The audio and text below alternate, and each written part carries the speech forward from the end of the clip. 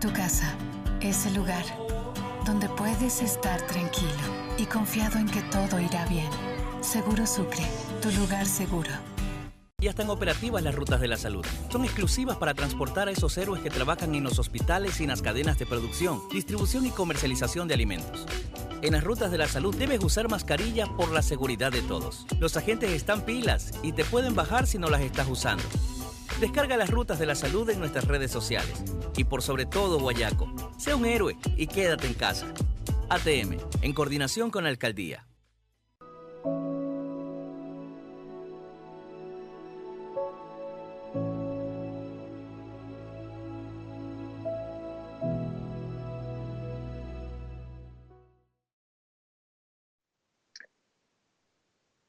Bienvenidos todos, ¿cómo están? Muy buenos días. Yo soy Anderson Boján, esto es Café La Posta, un espacio para revisar la coyuntura política y la actualidad nacional. Hoy es jueves 23 de abril del año del Señor 2020, día del libro además.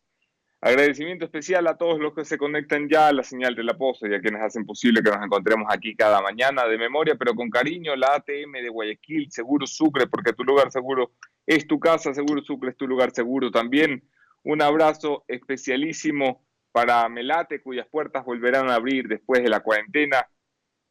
Y cumplida la cuota comercial, hacemos una revisión de los hechos. Esto es En Caliente.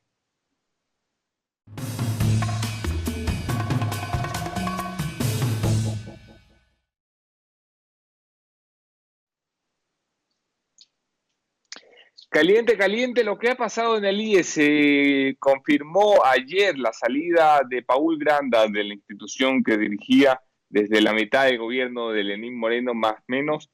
Su reemplazo será confirmado, todavía de forma extraoficial, pero confirmado ya. El señor Jorge Wattet está esperando la firma del decreto por parte del presidente.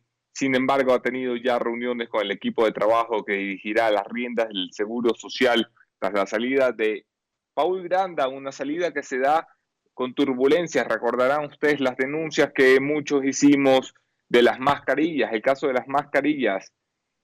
Bueno, esto le costó una cola importante al señor Granda, que ha renunciado en dos oportunidades. La primera renuncia se dio más de una semana atrás, cuando presentó su renuncia al presidente de la República para que tuviera oportunidad de valorarlo. El presidente habló como hablan los políticos que no tienen pantalones, con el silencio.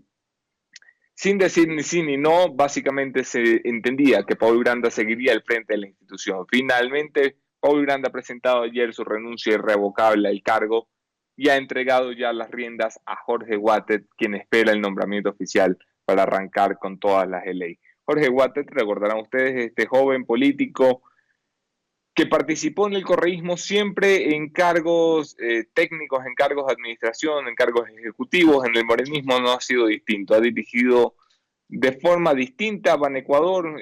Muchos lo han criticado como un banquero populista, otros lo han aplaudido por intentar acercar el banco a la gente. Finalmente ganó relevancia pública cuando el presidente le encargó hacerse cargo de lo que nadie quería, la crisis funeraria de Guayaquil, que tenía a nuestros muertos regados por la calle.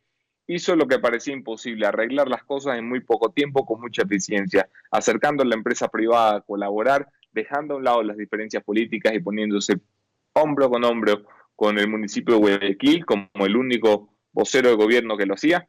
Vamos, que había hecho un trabajo importante, un trabajo que le había ganado entonces un espacio político. El presidente lo ha premiado o lo ha castigado, depende de cómo lo quieras ver, con el director, la presidencia del directorio del Instituto Ecuatoriano de Seguridad Social. En Guayaquil, 40% de las casas visitadas por las brigadas reporta COVID. No sé si se dan cuenta de la magnitud de lo que estamos hablando. Casi la mitad de las casas cuyas puertas son tocadas por las brigadas gubernamentales y municipales resultan que tienen a alguien con COVID viviendo dentro, o que ha tenido COVID, o que tiene síntomas, o que no tiene síntomas y tiene la enfermedad. Bárbaro lo que está pasando en Guayaquil, y se alinea mucho con lo que dice y asegura el ministro de Salud, Juan Carlos Ceballos, que sigue sosteniendo que Guayaquil está por acercarse a la famosa meseta, al pico de la enfermedad. Habrá que ver. Finalmente, la reactivación económica del país espera poco. Ya se dan conversaciones mucho más profundas que lo que les he contado en los últimos días para intentar sacar a los primeros sectores, esto es, industria, construcción y comercio, a la calle, de vuelta al trabajo, con medidas estrictas de seguridad biológica, esto es toma de temperatura, uso de guantes, uso de mascarillas, 2 metros de distancia, privilegio de darle a los trabajadores una forma de transporte segura, o si no es esto posible en las empresas, por lo menos hacer los ingresos escalonados para que no todo el mundo entre las 8 y las 9 de la mañana. Habrá que ver cómo se arranca esto. Los expertos creen que no es momento de levantar la curva, la gente con hambre cree que ya es tarde para levantar las restricciones. Habrá que ver cómo nos ponemos de acuerdo, pero cierto es que tal y como vamos, no creo que sea sostenible seguir en un país en estas condiciones. Para hablar de esto, para hablar de Guayaquil, para hablar de la coyuntura y para hablar de lo que pasa en la Asamblea Nacional, tenemos hoy 2 entrevistas. Fabricio al 2x1 me acompaña en mi primera entrevista, Fabricio Correa. Luego conversaremos con Fabricio Villamar, asambleísta independiente.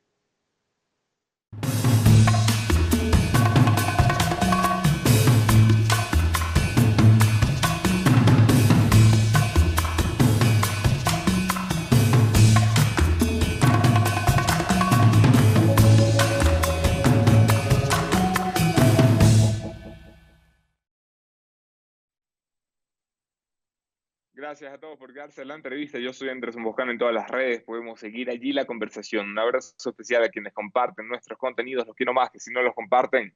Bienvenido, Fabricio Correa. Te tenemos ya en pantalla. Hola, buenos días a todo el Ecuador. Arriba los corazones. Estamos aquí para generar optimismo y soluciones. Vamos a salir de esto. ¿Cómo es la cosa en Guayaquil, Fabricio? En tu querida Guayaquil. A ver, Guayaquil fue difamada por el tema de los cadáveres en las calles, que fue un desmanejo terrible del COE y de las autoridades, porque primero pretendían que a todos se los creme y previo a eso determinar de qué murieron. Añádale que había toque de queda y pues lo obvio pasó, se represaron, se acumularon los sepelios, los retiros de los cadáveres y vimos esas imágenes terribles. Y felicito, igual que lo hizo usted, a Jorge Guates, porque sin estar preparado para el desafío y por otra parte un desafío tan duro, ¿no? Supo sacarlo adelante. Ojalá que haga lo mismo con el Seguro Social, estoy seguro que lo hará. Dicho esto, hay que ser frío. Yo soy ingeniero y siempre hablo con la verdad. A algunos les gusta, a otros no, pero el tiempo siempre me da la razón. Primer punto. Guayaquil, igual que Nueva York, son puertos y en consecuencia tienen otras dinámicas de vida que hacen que, evidentemente, como Nueva York en Estados Unidos, Guayaquil tenga más casos.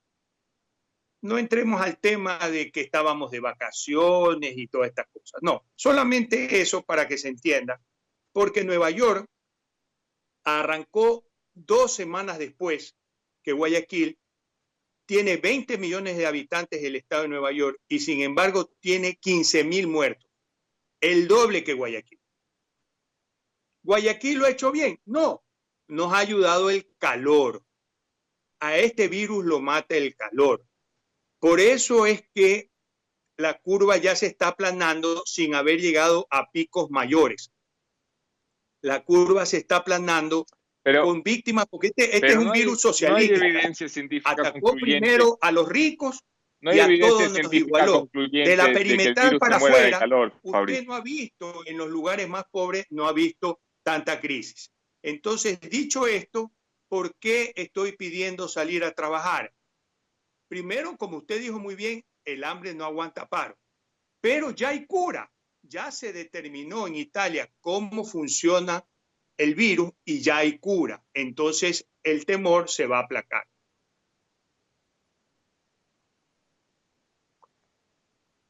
Te escuchaba decir que había que salir. Hay que salir de forma ordenada. ¿Te parece bien lo que está pensando el gobierno? Salir primero, comercio, construcción e industria, sectores que dinamizan la economía y que tienen que cumplir obligaciones. Sí, de hecho, yo esto lo hago por responsabilidad ciudadana, porque ya hemos visto que los políticos no nos resuelven las cosas, sino nosotros los ciudadanos. ¿Y por qué digo esto? Porque mi empresa de toda la vida, 36 años en el mercado, sí está trabajando porque sirve a un sector sensible, al sector camaronero. Entonces tenemos una élite de trabajadores, de obreros, porque todo lo que es administración está en teletrabajo, ¿ya? Que tienen salvoconducto para poder ir a las camaroneras y a las bananeras en esta época de lluvia a hacer reparaciones y mantenimiento. Entonces, yo lo hago por responsabilidad. Primero, porque ya hay cura. Esto se trabaja con corticoides y anticoagulantes. Ya se determinó que el problema no es la neumonía, que el problema son microtrombos. Entonces, ya una vez que está hecho eso, ya hay un camino. Segundo, no es que va a volver todo el mundo al trabajo. Los veteranos, como el que habla de 60 años, que somos más sensibles a la coagulación, no salimos. Los chicos todavía no tienen que ir al colegio. Hay mucha gente que aprendió a hacer teletrabajo. Entonces ya no va a haber la misma cantidad de gente en la calle. Si a eso le hacemos desfases y cumplimos con las normas que usted ya citó, mascarilla, distancia, los túneles de desinfección, yo veo que no va a haber muchos problemas. Vamos a hablar de la situación económica y social y política, Fabricio. Solamente no quiero dejar pasar esto por alto porque eres una voz que está saliendo en un medio de comunicación y hay gente que te toma de referencia. Ni hay evidencia científica de que el calor mate el virus, ni estamos ante evidencia concluyente de que exista una cura. Hay tratamientos que están funcionando mejor que otros, como el que citas en Italia, pero de ninguna manera hay evidencia concluyente que nos lleva a pensar que hay una cura todavía. En cuanto a la parte social, el gobierno está muy preocupado. Tampoco había evidencia de que iba a haber buen clima en el Canal de la Mancha, pero había que hacer el día D. Esto un estadista no puede decidir con todos los datos porque eso no existe ni en las empresas ni en la política. Uno tiene que procurar sin pensar en la popularidad, eso viene después. Uno tiene que pensar como estadista en el mal menor, en minimizar el daño. Y en este momento, un Ecuador que, como dije en el videíto que me convoca, ya, que haciendo el símil con el cuerpo humano, lo cogió sin defensa, porque no hay ahorro, estamos endeudados y sin liderazgo, no le puede usted paralizar los pulmones, que es la producción, el corazón, que es el comercio, no tiene respirador, que es el petróleo, entonces tiene que tomar decisiones. Pero estas decisiones son responsables, como la propuesta que yo le estoy demostrando que he hecho, sin tener toda la ecuación resuelta. Pero eso es lo que hay que hacer, porque peor es que se le venga la gente a la calle. ¿Un policía le va a disparar a un muchacho o una muchacha que esté asaltando por hambre? No, porque no sería ético. ¿Y cómo va a controlar usted a la gente en la calle? Ya, de hecho, están saliendo. Ahora, una vez más, hagamos las cosas lo más ordenadamente posible. Hay pruebas rápidas. Que los municipios se encarguen de hacer millares de pruebas rápidas y den el pasaporte COVID. Un pasaporte COVID, un certificado que uno se cuelga aquí de que uno no tiene COVID. ¿Qué más se puede hacer? Volvamos a las bicicletas. Volvamos a las motos. Pero sobre todo a la bicicleta como medio de transporte, porque el gran lugar donde se contamina la gente es en el transporte público. Entonces hay muchas cosas que hacer, pero hay que decidir ya antes de que la cosa se complique. Que la cosa ya está bien complicada. Fabricio, ¿cómo valoras la actitud que ha tenido el presidente de la República? Que me imagino es a quien te refieres cuando hablas de estadista. Y a punto seguido, ¿cómo valoras, en cambio, la actitud y la gestión de Cynthia Viteri por un lado y del alcalde Jorge Yunda por otro? Yo le voy a rogar, y usted sabe que nunca me saco la respuesta, pero yo le voy a rogar que estos temas no los toquemos porque no creo que es el momento. Es el momento de estar todos unidos de todos arrimar el hombro. No son los políticos los que nos van a sacar adelante, somos nosotros, el pueblo, los ciudadanos unidos. Solo tengo que ir a la parte positiva, felicitar a Yunda, pero lo puse en uno de mis primeros trinos en las redes. Cuando me comparaban Guayaquil con Quito y yo hacía el símil de Nueva York, yo le decía, es harta ventaja tener un alcalde doctor, porque es lo que necesita una crisis sanitaria, pues un doctor. Entonces, Yunda lo hizo mejor. En el resto no nos metamos, por favor. Ok, la muerte cruzada que ya suena a uno y otro lado de la política, suena a escondidas en la asamblea porque no tienen los pantalones para decirlo de frente y suena abiertamente en el gobierno, ya lo ha mencionado la ministra María Paula Romo, el vicepresidente de la República, Otto Sonnenholzner. ¿Esto es deseable? ¿Esto es viable? Tú eres de los que decían que esto iba a pasar. Viable es, no está con ese nombre en la Constitución, ¿no? En la Constitución no existe la muerte cruzada. Lo que existe es la posibilidad de que el Congreso destituya al presidente por una serie de cuestiones que están enumeradas o que el presidente suspenda la asamblea por unas cuestiones que también están enumeradas. Muerte cruzada propiamente no hay.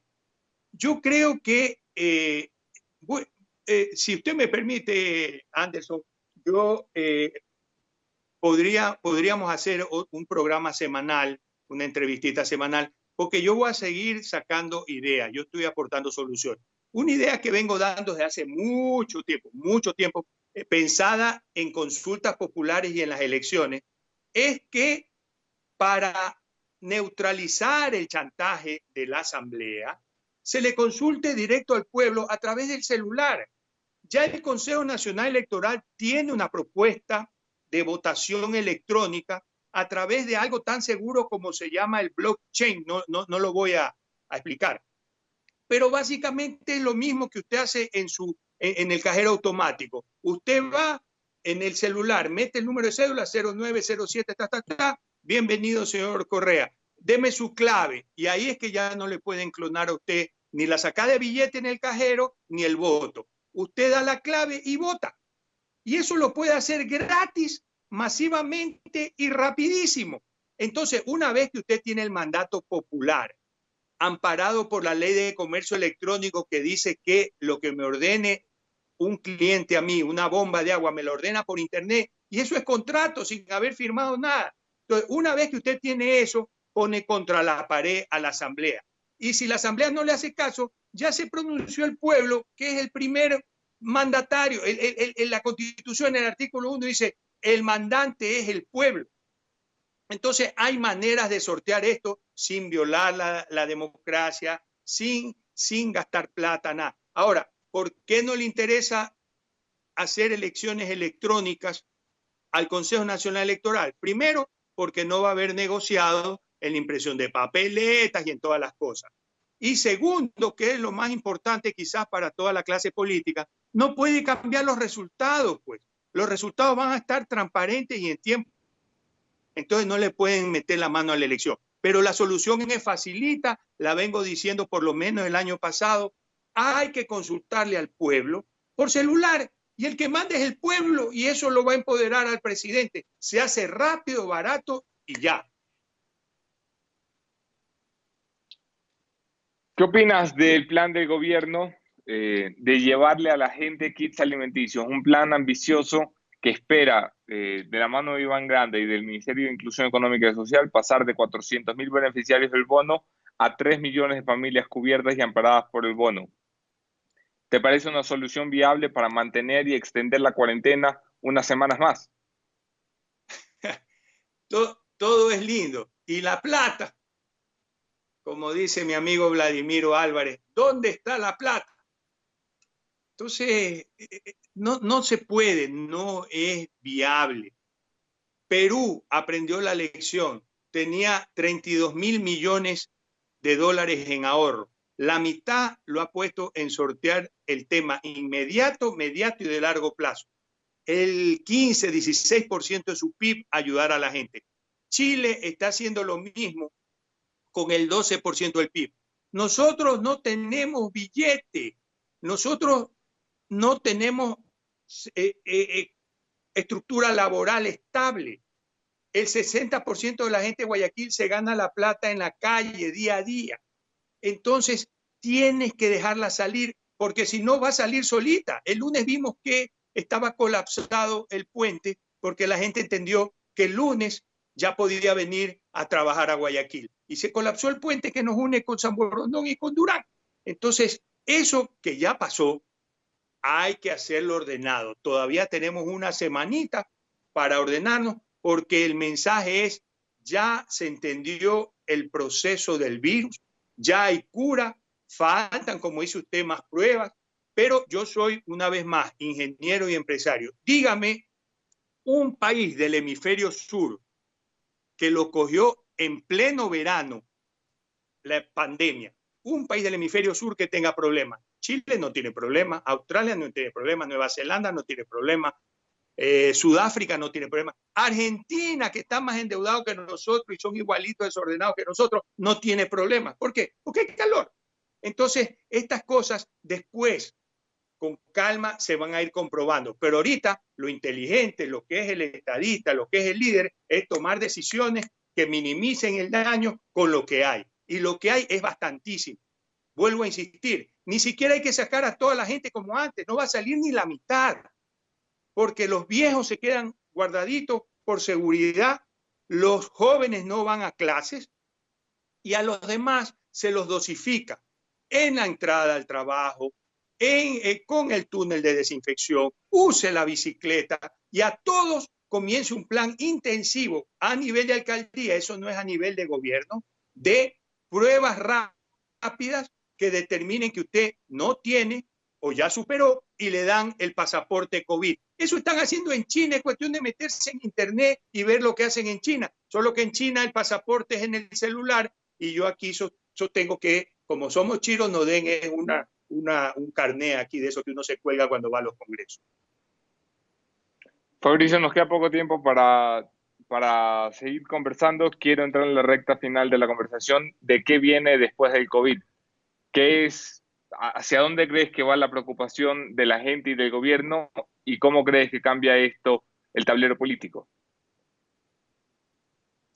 A ver, primero, ¿cómo cambia el planeta, ¿no? Porque hubo la revolución industrial, hubo la revolución digital, ahora hay la revolución vivencial. Yo grabé un video cuando estaba aislado en el que le llamaba al optimismo a la gente y le decía, después de que sorteemos esto, el mundo va a haber cambiado y Dios quiera que para bien. ¿Por qué? Aprendimos la slow life, ¿no? Así como dicen, contrario al fast food, la slow food, comer despacio, no rápido, a vivir más despacio. Y resulta que el planeta no solo que sigue funcionando, sino que funciona mejor. Hemos aprendido a disfrutar otra vez el almuerzo, el desayuno, la cena con la familia, la conversación. Hemos vuelto, veo a mis hijos con sus hijos pequeños, ya no saben qué inventar de dibujitos, de jueguitos, le cuenta cuentos, arma rompecabezas, pinta. Es linda la vida familiar. Entonces, durante 1 año y medio, 2 años, el turismo va a estar parado, pero luego se va a disparar porque la gente va a entender que puede ralentizar su ritmo de vida y disfrutar con la familia. Luego se ha impuesto el teletrabajo, las teleclases. Entonces van a cambiar muchas cosas de las que veíamos antes. También hemos visto que la globalización ha sido cuestionada porque en situación de emergencia los países ricos no han permitido que se vayan al exterior a los pobres sus respiradores, sus medicinas. Entonces, todas estas cosas están replanteando un tema a nivel global. A nivel país también es una oportunidad. Toda crisis es una oportunidad. Luego les voy a recordar que tenemos que volver al campo porque el campo es el que nos mantiene vivos y ahí está la gran generación de trabajo. Eso lo diré en otro trino y tendremos otra oportunidad, pero lo vengo diciendo desde hace más de 1 año, la propuesta que básicamente es el alcohol de caña. Y finalmente lo que usted me pregunta, lo inmediato, la elección se puede hacer con celular, con blockchain. No hay excusa para no tener elección. De hecho, estoy proponiéndola para sortear el bloqueo, el chantajismo de la Asamblea. Luego de eso, si antes habíamos conversado, porque usted lo había conversado, no había liderazgo, era un proceso electoral extraño, porque normalmente mientras más se acerca la fecha de las elecciones, más se aclara el panorama. Acá cada día estaba más oscuro, ya ahora definitivamente cambió. La cancha, la pista es totalmente diferente, es cortita si se mantienen los cronogramas y está dado más que nunca para el outsider que sepa responder a lo que quiere la gente, que sepa tocar esa fibra del corazón. Todo está en blanco, todo, porque aquí no hay ganadores y perdedores. Toda la clase política ha perdido, salvo quizás el alcalde de Quito. De hecho, no quizás, él sí ha ganado. Pero toda la demás clase política ha quedado en pérdida. Se exacerbó el regionalismo, se ha desnudado el egoísmo de los políticos, cómo quieren capitalizar una crisis políticamente. Todo eso lo va a castigar el pueblo. Aquí, en la clase política, no hay ganadores, salvo, repito, Yunda, y está cada vez más la pista en blanco, libre, diferente para un outsider.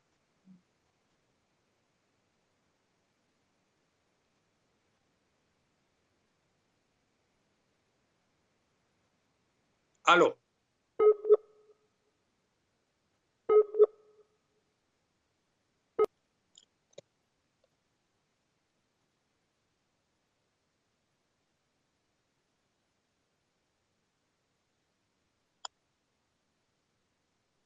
Aló. Hola, disculpen, me quedé sin conexión. Sí. Fabricio, pero lo que yo dije sí se escuchó. Sí, me perdí la última parte nada más de tu intervención. Te agradezco un montón por acompañarnos. Vamos a pasar la siguiente entrevista. Te mando un fuerte abrazo hasta Guayaquil. Cuídate mucho, hombre. Gracias, igual para ustedes. Saludos a todos los ecuatorianos y un abrazo para mi tocayo.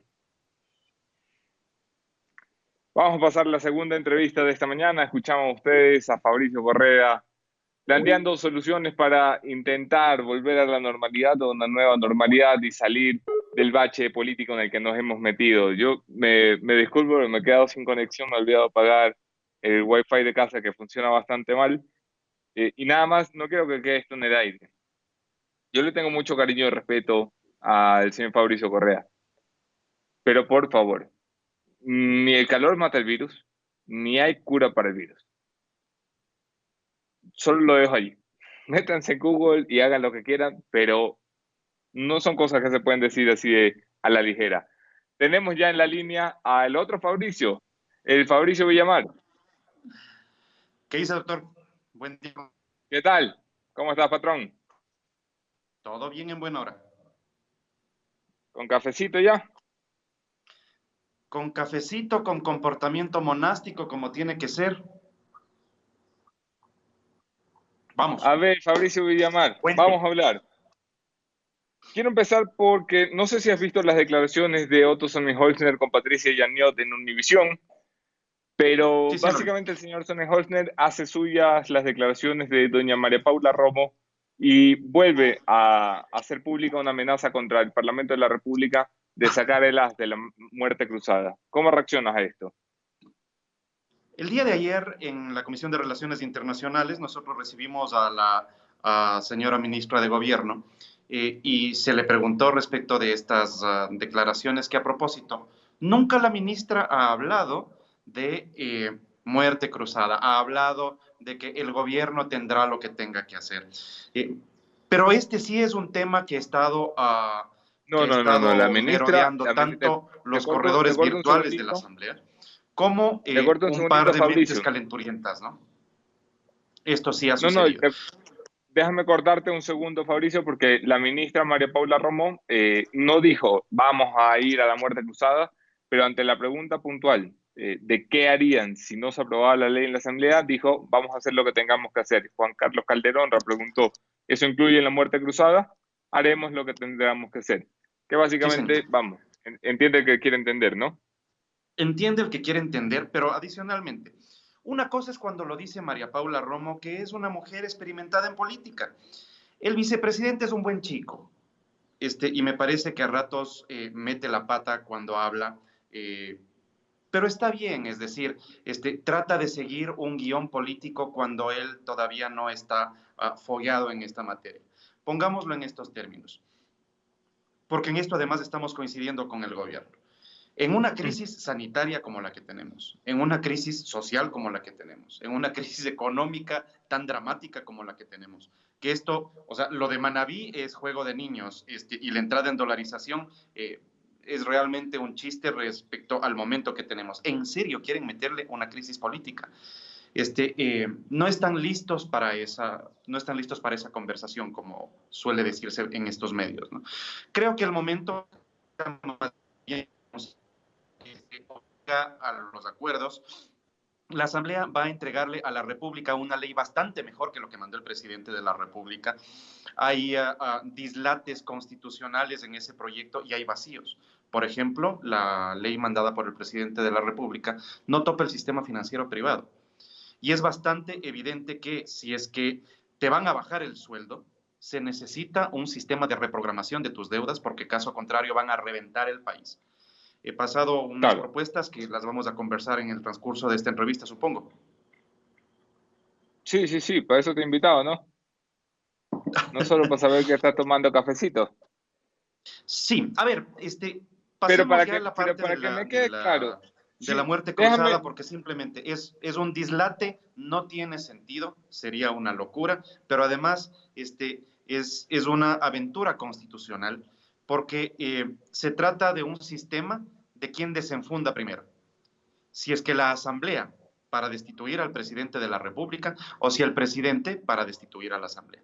En la práctica, quien puede hacerlo sin necesidad de una convocatoria con 48 horas de anticipación y acuerdo con todos los bloques, quien puede hacer esto es solamente el presidente de la República. Yo tengo mis dudas de que el presidente de la República quiera meterse en una cosa así, básicamente por un tema de cálculo político. ¿A quién le conviene que se convoquen elecciones en 90 días? Solamente al prófugo, porque mientras no tenga una sentencia, puede el prófugo regresar y ser candidato. Y una vez que el prófugo sea candidato, esto no tiene esa forma de calcular qué tan grave vaya a ser. Así es que creo que la racionalidad les vendrá después del chuchaqui y se pondrán más decentes en el discurso político en la presidencia. Lo entiendo. De lo que ha llegado a la Asamblea Nacional, Fabricio, ya quienes hemos podido leer, estos Frankensteins que han llegado como proyectos económicos urgentes, yo lo que no entiendo es hacia dónde apunta el Ejecutivo. O sea, no entiendo si la idea es pasar el bache, si la idea es llegar hasta final de gobierno, si la idea es arreglar problemas estructurales. De lo que has leído, ¿qué entiendes tú que quieren hacer? A ver, yo creo que es necesario que los ecuatorianos sepan que no es un proyecto económico urgente, sino dos los que se mandaron. Esta es la salvedad en la Constitución. La Constitución dice que no se pueden tratar dos proyectos económicos urgentes a menos que haya declaratoria de emergencia por parte del presidente, que es el caso.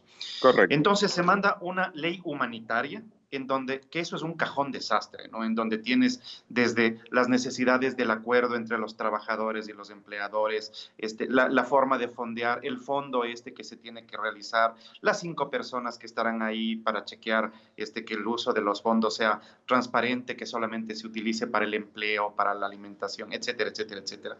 Pero el proyecto verdaderamente importante es al que nadie le ha puesto el ojo, que es el proyecto de ley de ordenamiento de las finanzas públicas. ¿Por qué ese es el importante? Porque vale recordarte, y a quienes tienen la gentileza de vernos ahora en la mañana, que ese es el proyecto que quisieron meterlo entre octubre y noviembre del año pasado. Claro que sí. Ok. ¿Por qué es importante ese proyecto? Porque ese proyecto es un hito para el desembolso de los multilaterales. Entonces, el gobierno, una vez que sale ese proyecto, puede acceder al financiamiento. Porque es básicamente, ese proyecto lo que hace es corregir los entuertos del manejo económico que solía tener Correa. Responsabilidad en el manejo de las finanzas públicas, que es algo que evidentemente te va a pedir el Fondo Monetario Internacional. Entonces, ese es el proyecto importante que le permitirá al gobierno tener fondeos el fondo lo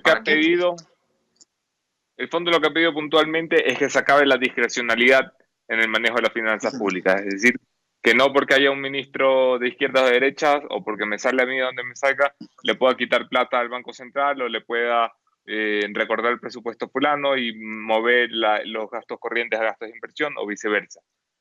Así es. Este es un proyecto Entonces, que genera, si bien... genera ruido en la Asamblea, Fabricio.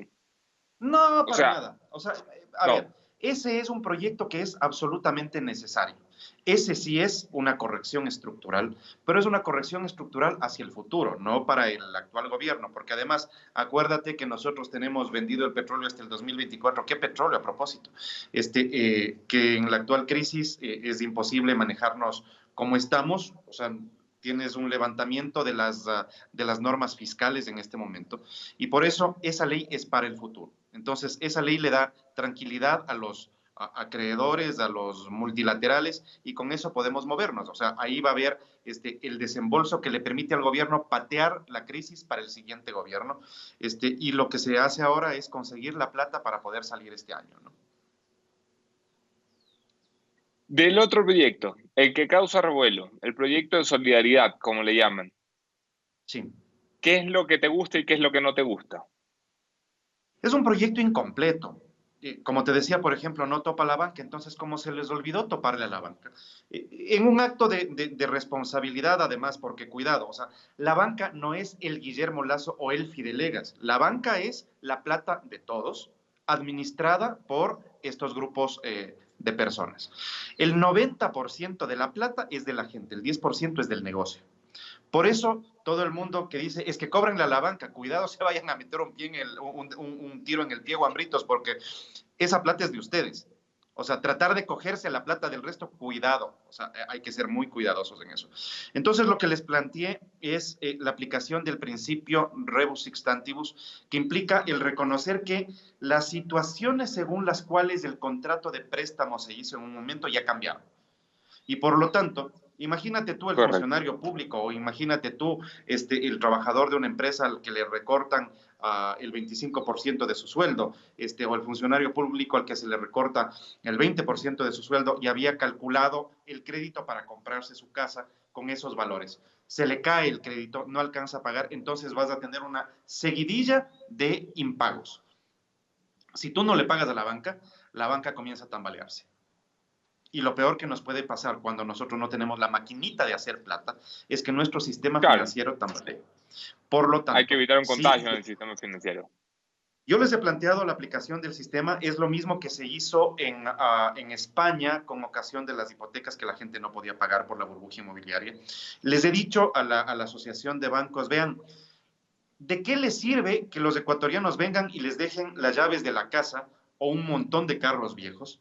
Porque su negocio es prestar plata, no es administrar bienes que además en un momento fueron sobrevalorados. La gente en este país, en la burbuja, cuando había tal cantidad de plata, pagaba por metro cuadrado 1.700, 1.800, 2.200 dólares por bienes que no valían eso, Anderson y amigos. Es decir, hubo gente que se forró en este país en los negocios inmobiliarios. El BIES te prestaba inmensas cantidades de plata para pagar proyectos que no valían lo que te cobraron. Y bueno, ahora toca ajustarse las cuerdas. ¿Quién va a perder?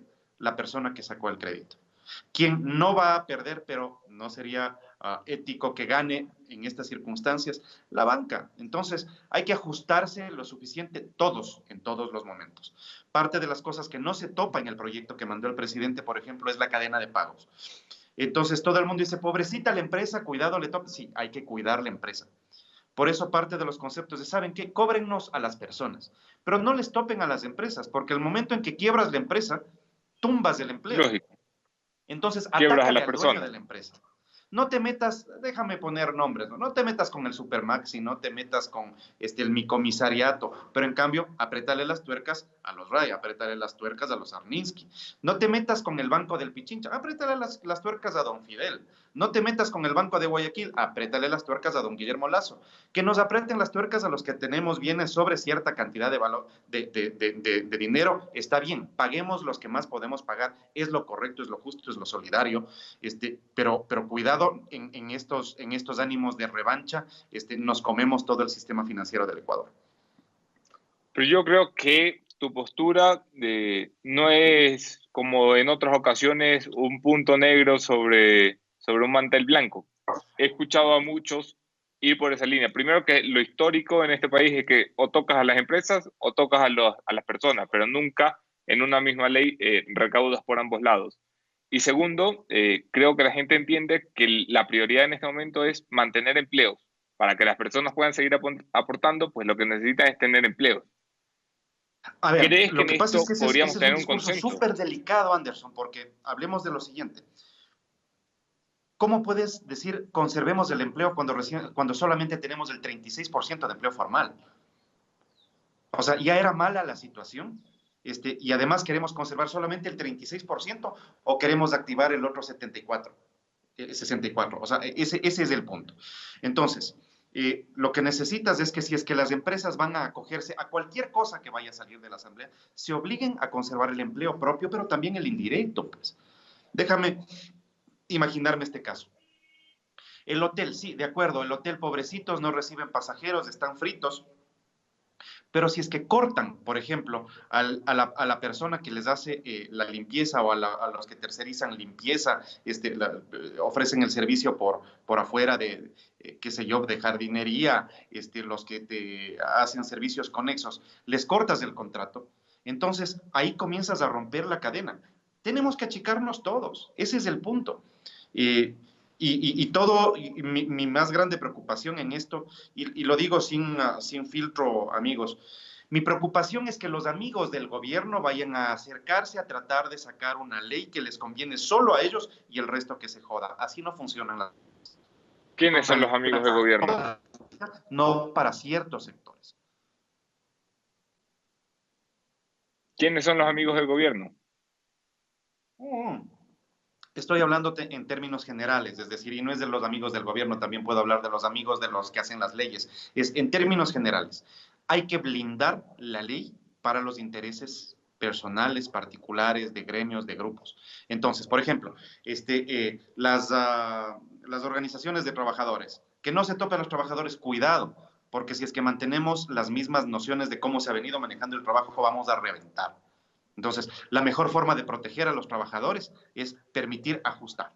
Parte de las cosas que no topa la ley, por ejemplo, es la clarificación del 169, numeral 6 del Código del Trabajo, que es un error. A propósito, déjame a los empresarios que nos estén viendo, que nos vayan a ver más tarde, cuidado se les ocurra aplicar ese artículo, porque ya existe jurisprudencia de la Corte respecto de que ese artículo está bien para cuando se te cayó la empresa, cuando se te incendió la empresa, no cuando no tienes clientes. O sea, cuidado, porque eso se les puede regresar y les puede morder. Se está pensando en otra cosa. Los profesores de Derecho de la Católica presentaron un proyecto más bien para clarificar lo que es el paro patronal, que te permite aguantar un rato, dejar que pase la oleada, no despedir trabajadores, no pagar despidos intempestivos, aguantar un rato y volver a ponerte en camino. Yo les presenté un proyecto, por ejemplo, para que si es que te bajan los ingresos, también tengas que bajar la pensión alimenticia, porque si no vamos a reventar. O sea, imagínate un padre de familia al que le bajan el sueldo. Claro. No alcanza a pagar las pensiones alimenticias y encima le meten preso. Y se tiene que ir preso. No, pues es que no es por ahí. Nos toca ajustarnos a todos, viejo. Nos toca ajustarnos a todos. Puse en el proyecto una cosa que es, por ejemplo, si tu empresa no tiene para pagarte el sueldo, utiliza el fondo de cesantía como préstamo. De ahí que salga el sueldo para el trabajador, aguantas con la empresa y después la empresa le repaga al Seguro Social. Pero ya no cortaste, ya no te viste envuelto en la necesidad de liquidar trabajadores y matar la empresa. Entonces hay que tener muchísimo cuidado con esto, ¿no? ¿Qué es lo que más te preocupa, Fabricio, a estas alturas? A ver, inicialmente me preocupaba la posibilidad de que no vaya a pasar la ley. Ahora estoy convencido de que la ley va a pasar, ya sea porque la Asamblea la mejora o porque la Asamblea no se pronuncie o no se pronuncia a tiempo, que te permite una especie de aprobación ficta, ¿no? Si es que la Asamblea no se pronuncia dentro de los 30 días, entra en vigencia el proyecto del presidente, que ya te digo, es incompleto, no es una buena ley, pero es lo que necesitan. ¿A eso se le puede mejorar? Sí, se le puede mejorar. ¿Que hay errores constitucionales en eso? Hay errores constitucionales. Me preocupa que el gobierno no está dando señales claras de los recortes necesarios que tiene que haber. Déjame poner un ejemplo que todo el mundo lo conoce. TAME. No nos pidan que metamos plata para que sigan manteniendo el mismo concepto de administración de TAME. No puedes tener 15 gerentes, pues. O sea, no tiene sentido en este momento. 15 gerentes, pero los aviones parados. Y los pilotos desesperados por volar. Los pilotos diciéndote, vean, déjenme coger el avión, yo voy y les traigo a los ecuatorianos. De eso que salga la plata para pagar nuestros sueldos. Les quieren pagar el 15%. O sea, no tiene sentido que tengas 15 gerentes, pero en cambio a los pilotos no les pagas. Entonces, el gobierno no hace sus deberes tampoco. He presentado, junto con algunos colegas de la Comisión de Relaciones Internacionales, por ejemplo, ya que estaba Gallito el gobierno diciendo bajémonos todos al 50%, perfecto. Tienen 73 funcionarios de nombramientos políticos en el exterior, ganando sueldos por sobre los 8, 10, 15, 20 mil dólares. ¿Ya? ¿No será hora de traerles? Y que esas funciones las realicen los funcionarios que están en el exterior, pero que son de carrera. Corregir la barbaridad que hizo Correa de conseguirse un pronunciamiento de la Corte Constitucional para llevar al doble y al triple la cuota de funcionarios políticos en el exterior. Entonces, claro, ahí es cuando comienza a toser el gobierno, ¿no? Ahí se les cae el discursito y se les cae los gallitos. Entonces, siéntense a conversar también, ajustense las tuercas también. Por eso yo les decía, preocupados por cuánto les cuesta la Asamblea, no se preocupen, la Asamblea le cuesta al Ecuador el 0.67% del presupuesto, el 97% está en el gobierno. Me dirán, sí, es que ahí está la policía, ahí están los enfermeros, ahí están los médicos. Sí, señor, no se les topa a ellos. Pero en cambio, estas barbaridades de esta serie de empresas públicas que no rinden para nada, pues hay que recortarlas. Pero al mismo tiempo, Anderson y amigos, parte de las cosas que tenemos que evitar es esta estigmatización del funcionario público. Yo soy hijo de funcionarios públicos. Mi mamá ha sido profesora, mi papá era profesor universitario. Muchos de los que vivimos en Quito, esta ciudad es capital de la República, sede administrativa, sede de gobierno. Evidentemente aquí el servicio público es parte de las cosas por las que vive esta ciudad. No solo vive de eso, pero también vive de eso. ¿Ya? Y los funcionarios públicos no solamente son estos hijitos de papá que se pasean por las vías exclusivas con 4 y 5 carros atrás, el subsecretarito que se cree la mamá de Tarzán, no. También están los profesores universitarios, están los profesores de colegio, están los funcionarios de los ministerios que son buenos tipos y que son grandes profesionales. Entonces, cuidado con estigmatizar al servidor público. Muchas de las personas que nos ven son hijos de servidores públicos, son servidores públicos, y el servicio público no es malo. No, pero yo creo que la crítica a los servidores públicos nunca ha ido por servidor público igual a pipón o igual a vago, ha ido por, viejo, tenemos más de lo que podemos pagar, es sencillo. Es gente que se rompe el lomo y que trabaja, pero simplemente el gobierno gasta más de lo que tiene. Sí, es cierto. Por eso parte de las cosas que estoy proponiendo, pero mira cómo son las cosas. Yo sé que no es popular lo que te voy a decir, pero si es que no nos decimos las cosas como son, creo que dejaría de ser tu entrevistado favorito. Mira, el Ecuador tiene uno de los parlamentos más haciéndote propaganda ahora de la región. Y por otra parte, el Ecuador tiene uno de los parlamentos más baratos de la región. Y aún así, yo he presentado el proyecto de reforma constitucional para recortar el Parlamento, para poder meter conceptos como el trabajo por horas. Está prohibido en la Constitución el trabajo por horas. Entonces, por más imaginativos que quieran portarse en este momento, cualquier abogado relativamente levantado el pelo que presente la clarificación a la Corte Constitucional, te van a tumbar cualquier cosa así. Hay que ir a la reforma constitucional, es lo que se tiene que hacer. Tenemos 45,000 presos que estamos pagándolos, los que pagamos impuestos y estamos libres y no cometemos delitos. Nosotros estamos pagándoles. ¿No será bueno hacer que los presos trabajen? La autonomía del Banco Central, que es parte de las cosas que te piden los acreedores, no la vas a conseguir con una ley ni la consigues con una resolución, pues.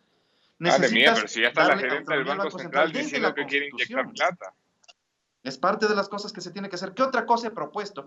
Que entremos a la discusión del voto voluntario. Hay quienes dicen que sería una locura en este país porque abriríamos las puertas para que el narcotráfico financie las elecciones y se lleven la gente a votar en carros. Sí, es posible, como también es posible que los alvaritos vayan a repartir avena y aceite en los barrios para conseguir votos.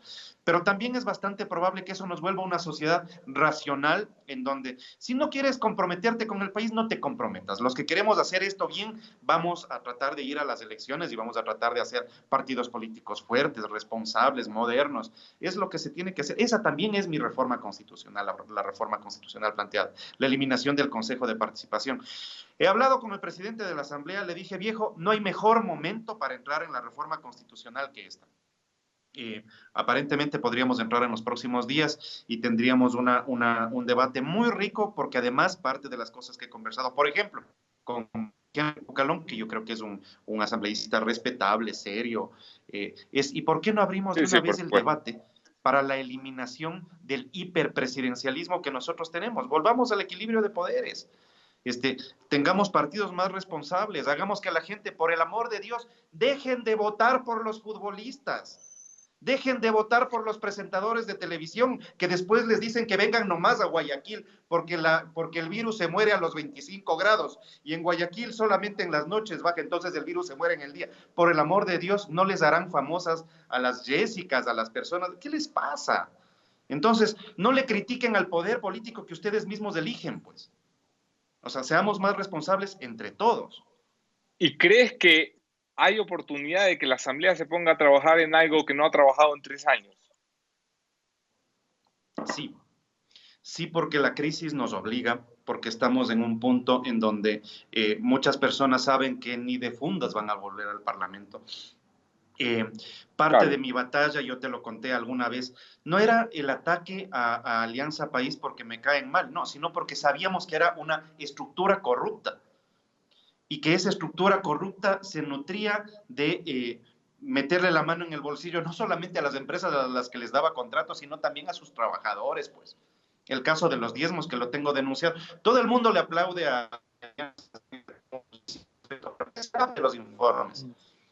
¿Qué será del informe del juicio en contra de los que se tomaron la asamblea en el mes de octubre? O sea, yo hago mi parte, yo presento la denuncia, yo pongo la cara. ¿Qué fue la fiscalía? Porque resulta que todo el mundo les aplaude por un juicio. ¿Y el resto?